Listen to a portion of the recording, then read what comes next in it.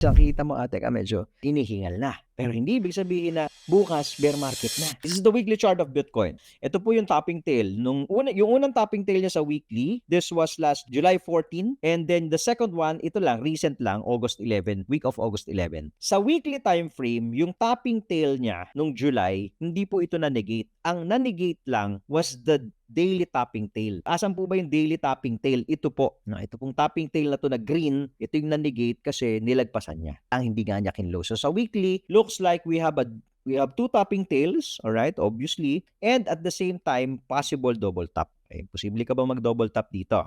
Let's see ha. Second, isa pa po that you have to take a look at. Meron tayong nakikita dito na possible bearish divergence. Okay, saan po yung bearish divergence na yarn? Ayun.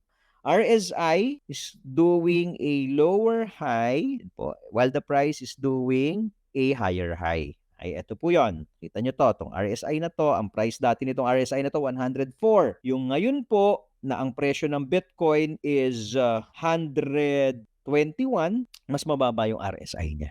So that's a bearish divergence. Hindi magkasundo yung oscillator mo and yung price. So that's called divergence. Hindi sila magkasundo. Ngayon, so yung mga divergences po na yan, usually those are early signs na the market or the bulls are getting exhausted.